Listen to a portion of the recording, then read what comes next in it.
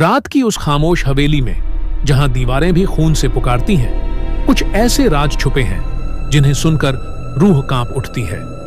Part 1 में 4 दोस्त हवेली के अंदर कैद हो चुके थे, पर असली खेल तो अब शुरू होगा।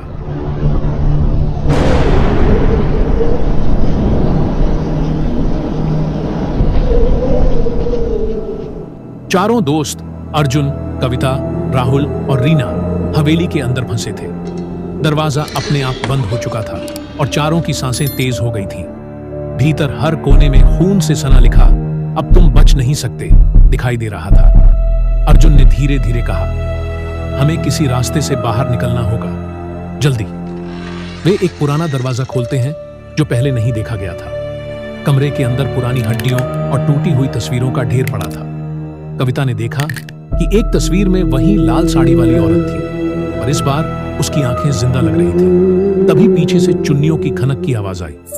रीना ने डर के मारे कहा, ये तो अभी हमारे पीछे है। अचानक कमरे में लाल साड़ी वाली औरत की छाया धीरे धीरे उभरने लगी।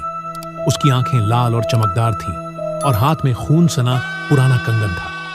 राहुल ने चीखते हुए कहा, "भागो, अभी भागो!"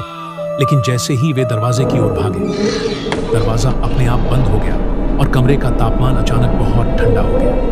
चारों दोस्त कांप रहे थे। अर्जुन ने दीवारों पर लिखे पुराने दस्तावेज देखे। वर्मा हवेली का असली मालिक था, एक जादूगर औरत जिसने अपनी आत्मा हवेली में बंद कर दी थी। लाल साड़ी वाली महिला वही आत्मा थी जो हर किसी को हवेली में फंसाकर अपने अज्ञात भय का शिकार बनाती थी। कविता ने धीरे से कहा, "हमें इसे शांत करना होगा, वरना ये हमें कभी जाने नहीं देगा।" चारों दोस्त हवेली के पुराने मंदिर में पहुंचे। अर्जुन ने ध्यान से पुरानी मंत्र वाली किताब खोली और पढ़ना शुरू किया। जैसे ही उन्होंने मंत्र पढ़ा, हवेली में हल्की लाल रोशनी और भयानक आवाजें गूंजने लगीं। लेकिन आत्मा शांत होने के बजाय और भी भयावह रूप में उभर गई। उसने जमीन को हिला दिया और चारों दोस्त अलग अलग दिखाई देने लगे, जैसे हवेली उन्हें फंसा रही हो। रीना चीखती हुई बोली, "हम साथ हैं, नहीं तो ये हमें तोड़ देगी।" अर्जुन ने हिम्मत दिखाते हुए कहा, "मंत्र खत्म करो, अब इसे खत्म करना होगा।"